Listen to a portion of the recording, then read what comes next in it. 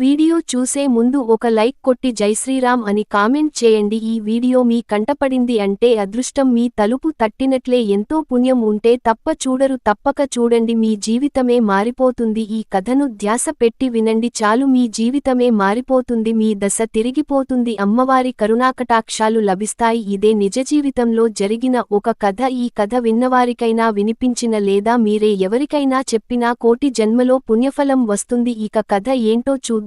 ఈ వీడియో చూసే ముందు ఒక లైక్ కొట్టి మన ఛానల్ని సబ్స్క్రైబ్ చేసుకోండి. లైక్ కొట్టడం మాత్రం అసలు మర్చిపోకండి. వీడియో కూడా ఎక్కడా స్కిప్ చేయకుండా చివరి వరకు చూడండి, అప్పుడే ఈ కథ మీకు పూర్తిగా అర్థమవుతుంది. శక్తిపీఠాలలో మధుర మీనాక్షి ఆలయ పీఠ ముఖ్యమైనది. అందమైన నేత్రాలతో ఒకే ఒక్క మరకత శిలతో అమ్మవారి విగ్రహం చెక్కి ఉంటుంది. ఆకుపచ్చని ఎలా కలగలిపిన మరకతమణి శరీర కాంతి. అమ్మ ప్రత్యేకత మధురను పాలించే పాండ్యరాజులంతా మీనాక్షిని ఆడపడుచుగా కులదేవతగా ఆరాధిస్తారు. దేవి భాగవత పురాణంలో మణిద్వీప వర్ణనల ఆ ఆలయాన్ని పాండ్య రాజులు నిర్మించారు. మీనాక్షి రాత్రివేళలో ప్రాణహింసకు పాల్పడేది. ఆమెను శాంతింప చేయడానికి దేశం మొత్తం మీద ఉన్న వేద పండితులు ఋషులును పిలిపించిన పాండ రాజులు యజ్ఞాలు వేగాలు పూజలు జపహోమాలు అన్నీ చేయించారు. కాని ఆ పూజలు చేసిన వారికి కబలించింది అమ్మవారు. ఇక చేసేది ఏమీ లేక నిస్సహాయంగా ఉండిపోయిన పాండరాజులు సూర్యాస్తమయం అయ్యాక నగరంలో ఎవరూ తిరగకూడదు అంటూ నిషేధ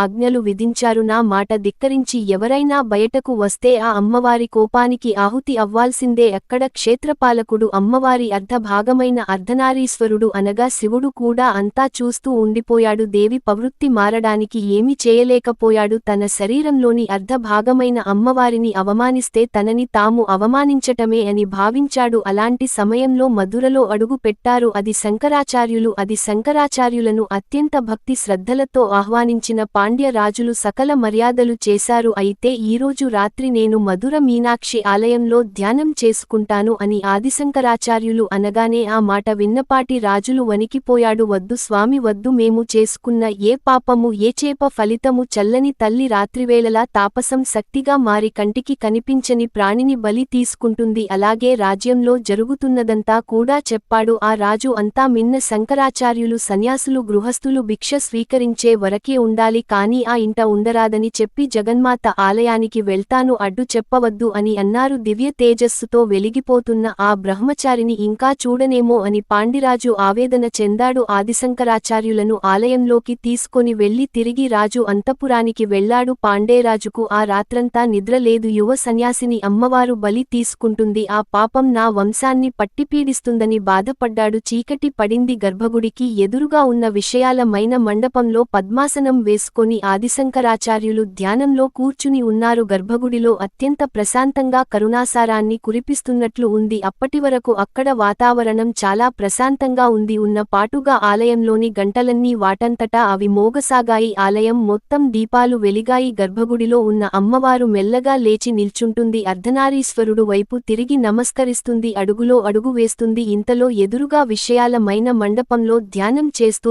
ధ్యాన సమాధిలో ఉన్న యోగిని గమనించింది. ఎవరు ఇతను? ఇంత తేజస్సుతో బాలశివుడులా ఉన్నాడు ఏంటి? తనను చూస్తే అమ్మ ప్రేమ వెల్లబొక్కుతుంది ఏంటో అని అమ్మవారు తనకు తానే ప్రశ్నను సంధించుకుంది. కాని ఇదంతా గర్భగుడి గడప దాటే వరకే. మరుక్షణం ఒక నీడ లాంటి రూపం అమ్మవారిని ఆవహించింది. సాత్విక రూపం పోయి మహాకాళేశ్వరూపంగా మారిపోతుంది. అప్పుడే కళ్ళు తెరిచిన ఆదిశంకరాచార్యులు అమ్మవారిని కల్లారా చూశారు. తల్లి ఎంత అందవిహీనంగా ఉన్న పిల్లలకు అందంగానే కనబడుతుంది అన్నట్లు ఆదిశంకరాచార్యులు అమ్మవారిని చూసి మాతృమూర్తిగా భావించి స్తుతించడం మొదలుపెట్టారు. ఆది శంకరాచార్యులను కబలించేందుకు అడుగులు ముందుకు వేస్తూ వస్తున్న మీనాక్షి ఆ శ్లోకం విని చుటుక్కున ఆగిపోయింది. మీనాక్షి కొలువైన క్షేత్రం ఎంతో అద్భుతమైనదో శ్లోకం రూపంలో చెప్పాడు ఆదిశంకరాచార్యులు. వారు అప్పుడు ఆలోచనలో పడిన అమ్మవారు ఎదురుగా ఉన్న ఆది శంకరాచార్యులు, నువ్వు ఎవరు? నేను సంహారం చేసే సమయంలో నువ్వు ఇక్కడ ఏం చేస్తున్నావు? అడ్డు తొలుగు అని అమ్మవారు అంతే. నువ్వు నాకు ఆహారం ఇవ్వాల్సిందే, కాని నీ వాక్కు విని ఆగిపోయాను అని మీనాక్షి అమ్మవారు చెప్పింది. అమ్మవారికి సాష్టాంగ నమస్కారాలు చేసి ఆదిశంకరాచార్యులు, అమ్మ శాంభవి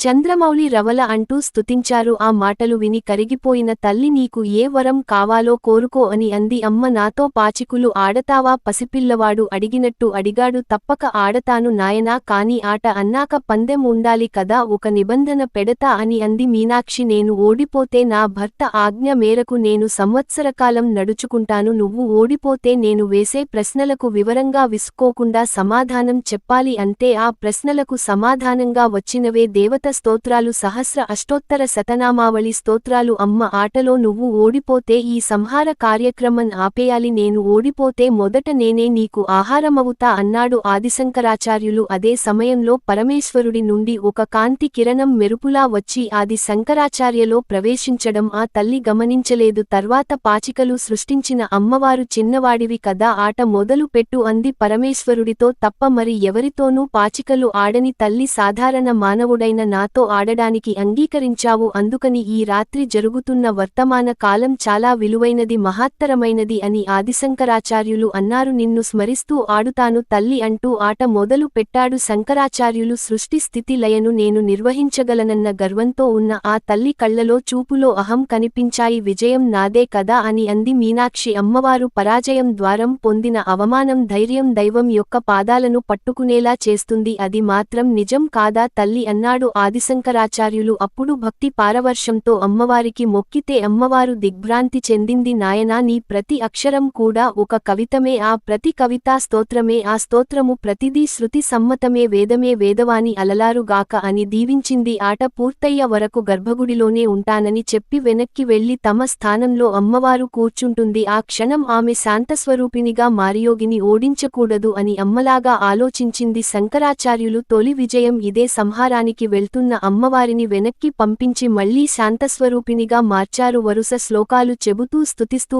ఆట తెల్లవారే వరకు సాగింది. అప్పటికే చేరుకున్న మధుర మీనాక్షి కాసేపట్లో సూర్యుడు వచ్చేస్తాడు, నేను ఓడిపోతే సంహారం ఆపేయాలి అంటూ ఆట మీద దృష్టి కేంద్రీకరించింది. అమ్మవారు యోగ శ్లోకాలు సహస్రనామాలతో స్తోత్రం చదువుతూ పాచికలు కదిపారు.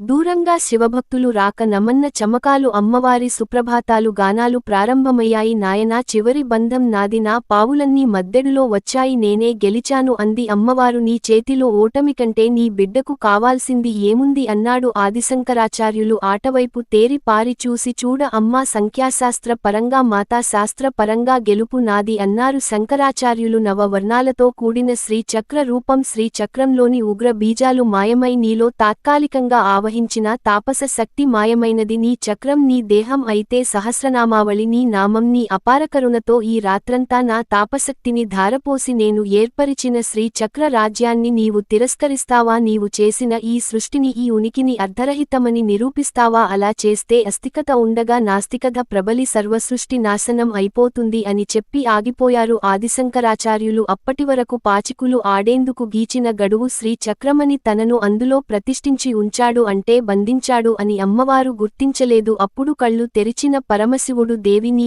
ఆహాన్ని, తాపస స్వభావాన్ని అదుపు చేయలేకపోయాను, అందరూ నిర్దాక్షిణ్యంగా బలి అయిపోయారు, ఈ ప్రాణకోటిని రక్షించేది ఎవరు?